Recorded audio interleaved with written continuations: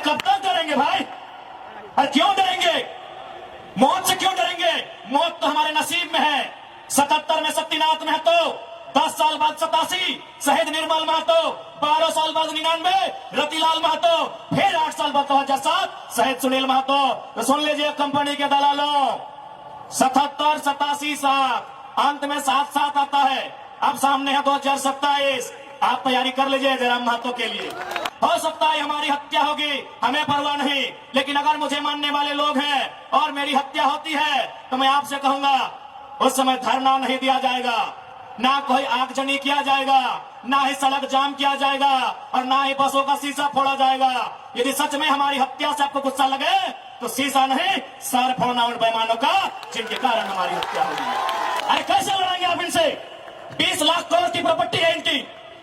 आप ऐसे लोगों से लड़ पाएंगे? आपका टीचर बेटा लड़ पाएगा? आपका वकील बेटा इनसे लड़ पाएगा? आपका डॉक्टर बेटा इनसे लड़ पाएगा? इसलिए आज कोल्हान और कोलांचल हम दो हमारे दो नहीं, तीसरा पैदा कीजिए, उसको निर्मल बनाइए और उन पैमानों से युद्ध के लिए तैयार कीजिए। आपको बचाने कोई नहीं आएगा। आज 115 साल बीत चुके हैं। आज टाटा का मालिक कौन है? आज भी टाटा का मालिक टाटा का वंशी है। 100 साल पहले टाटा ने पूंजी का इन्वेस्ट किया था, आज 100 साल बाद भी टाटा का मालिक टाटा का वंशज है। लेकिन एक सवाल होगा मेरा, 100 साल पहले जिन कुर्मियों ने, जिन संथालियों ने, जिन हो ने, जिन गोड़ाई ने, जिन धीवर ने, जिन अल्पसंख्यक ने टाटा में जमीन दिया था, आज उस परिवार के पास क्या नौकरी है? आज हम सवाल करेंगे।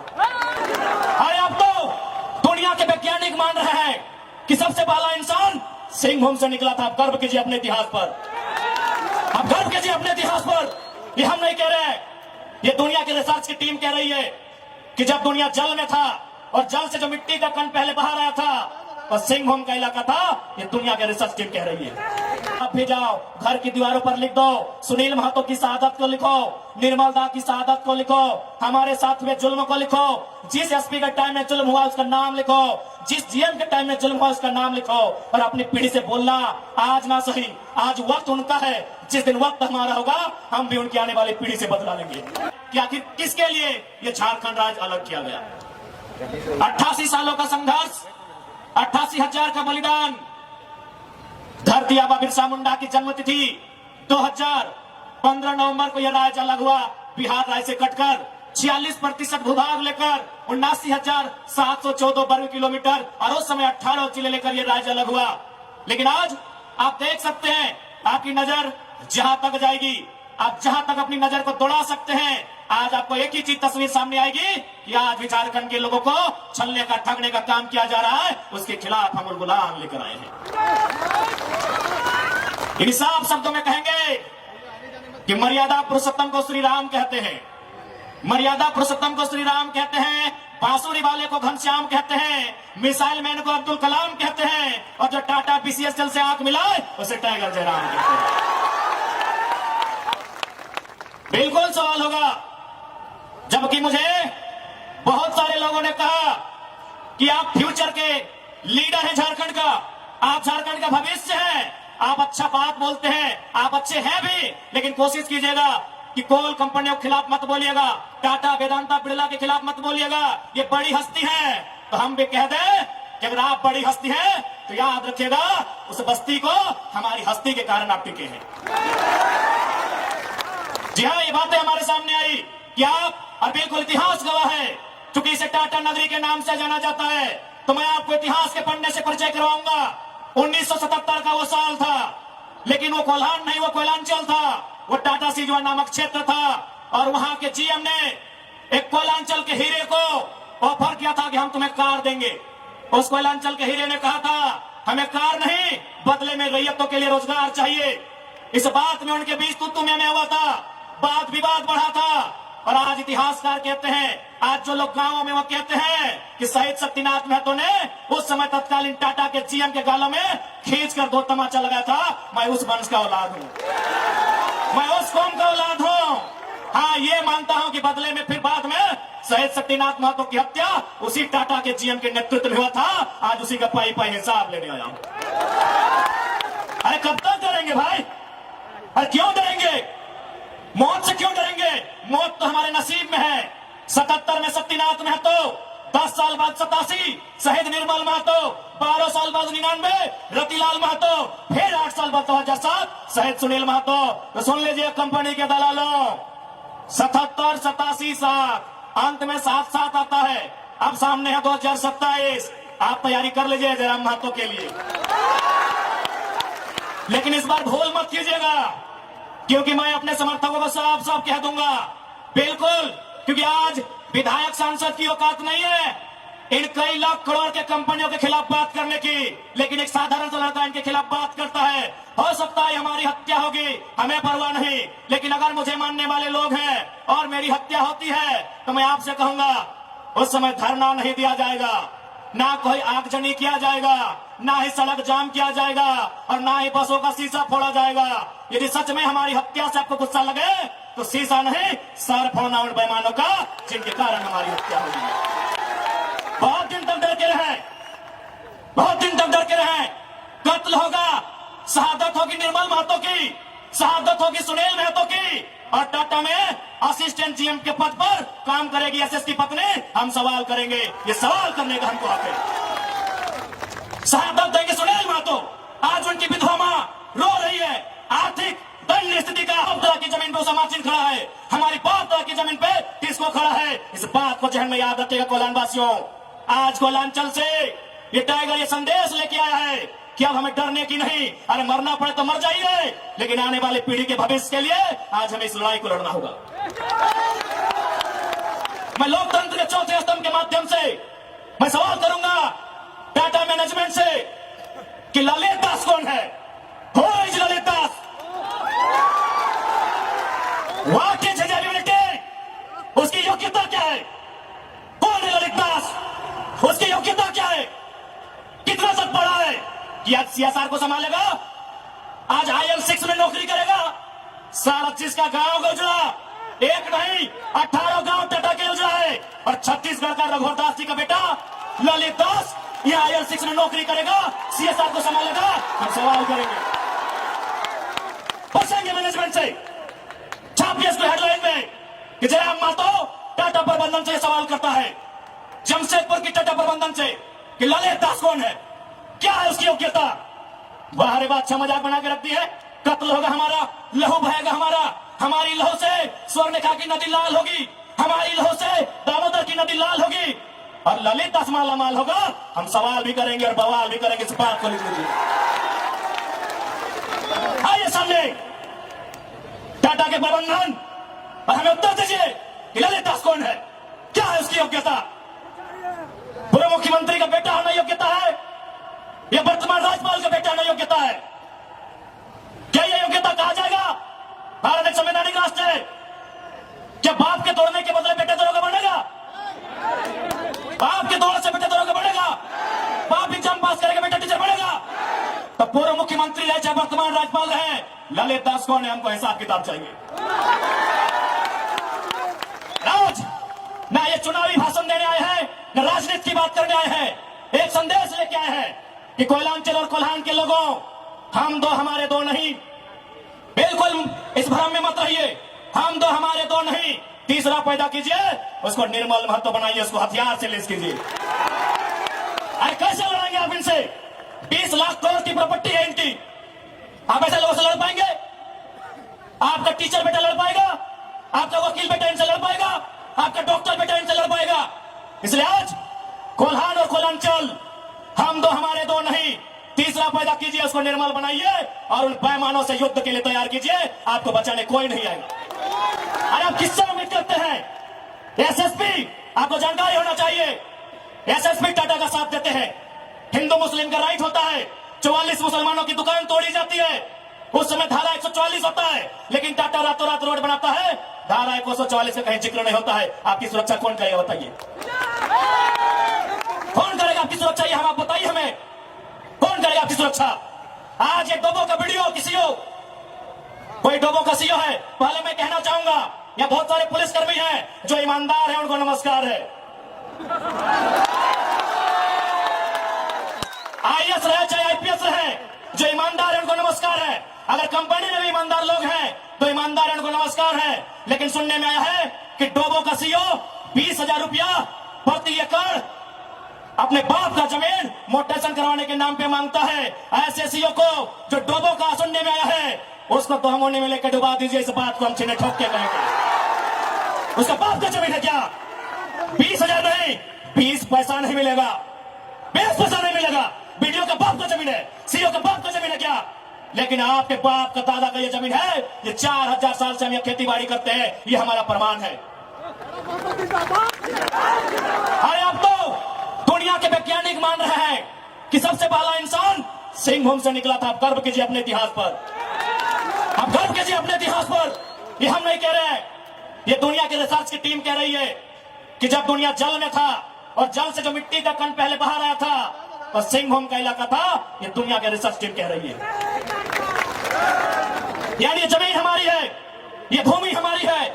और आज यहां हम बेगाने बन के बैठे हैं, आज यहां हम दर बदर की ठोकरें खा रहे हैं। आज हमारे यहाँ कत्ल किया जा रहा है और एकदम साल दर साल किया जा रहा है। 77 में, 87 में, 97 में, 7 में एकदम कंटिन्यूली हमारा कत्ल किया जा रहा है। और आज हम हाथ धर के बैठे हैं। आज हम कहना चाहेंगे, आज बिल्कुल अगर हम होते हैं निर्मल दा के समय, यदि हम होते सुनील दा के समय, कसम से आंख से आंसू नहीं बहाते, कसम से आंख से आंसू नहीं बहाते। उनकी मौत के साथ साथ और 100 लोगों को मरने के लिए तैयार करते हैं और आंख से आंसू नहीं, उनको नदी में बहाते हैं जो उनकी मौत का कारण बने थे।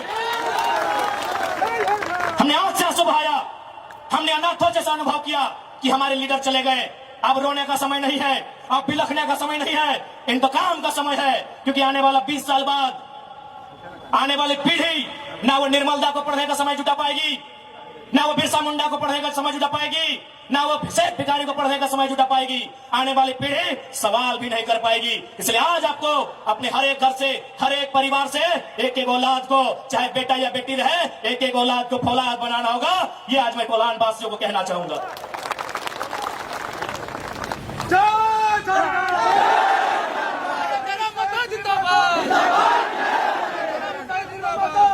आज मैं एक सवाल करूंगा इस भीड़ से, मैं सवाल करूंगा टाटा नगरी में बसे बड़ी बड़ी इमारतों में बैठे लोगों से कि जब 1907 में टाटा की स्थापना हुई थी, मालिक कौन था? टाटा का कोई होगा? आज 115 साल बीत चुके हैं, आज टाटा का मालिक कौन है? आज भी टाटा का मालिक टाटा का वंशी है। 100 साल पहले टाटा ने पूंजी का इन्वेस्ट किया था, आज 100 साल बाद भी टाटा का मालिक टाटा का वंशज है।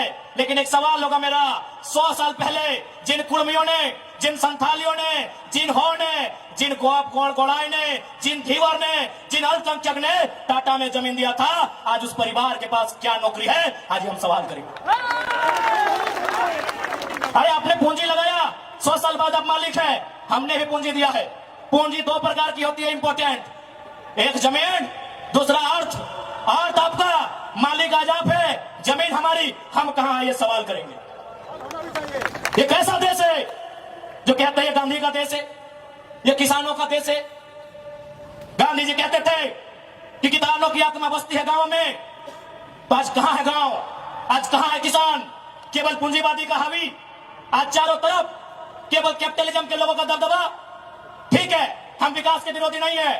अरे हमने इंसान भी दिया है और जमीन दान भी दिया है। हमने इंसान के रूप में कभी बिरसा भगवान को दिया, कभी भागीरथ मांझी, कभी तिलका मांझी को दिया, तो कभी निर्मल महतो, तो कभी सुनील महतो जैसे शेर को हमने दिया। और जमीन की बात कीजिएगा तो जहां तक टाटा की नजर जाएगी वो जमीन सारी की सारी हमारी है। क्या नहीं दिया हमने विकास के नाम पे? विकास के नाम पे हमारा कत्ल हुआ, विकास के नाम पे हमारा गांव उजाड़ा गया, विकास के नाम पे हमको लूटा गया। और आज अगर हम सवाल करेंगे तो आप हमें उग्रवादी जैसे शब्दों से नवाजेंगे। तो आज ये बात जान लीजिए, भले आज ही आपका समय है क्योंकि प्रधानमंत्री आपके हैं। सही बात है, किसानों के प्रधानमंत्री नहीं है। भले आप भावनाओं में वोट देते हैं, आज फिर किसान आंदोलन कर रहा है, किसान 700 मर चुके हैं, ये किसानों के प्रधानमंत्री नहीं है। अगर ये किसानों के प्रधानमंत्री होते तो एक रूल बनाते हैं। 1984 तक टाटा ने जो 15,000 एकड़ जमीन का अधिग्रहण किया है, उसमें मात्र 3,000 एकड़ में प्रोडक्शन का काम हुआ है, मात्र 3,000 एकड़ में कंपनी का एस्टेब्लिशमेंट किया गया है। यदि ये देश और ये वर्तमान के प्रधानमंत्री अगर किसानों के होते तो फरमान जारी करते कि बाकी जो आपके पास 12,000 एकड़ बचा है उसे पोल्ट्री फार्म खोलना है क्या? उसे पोल्ट्री फार्म खोलना है? जी नहीं, रियल एस्टेट को बेचना है।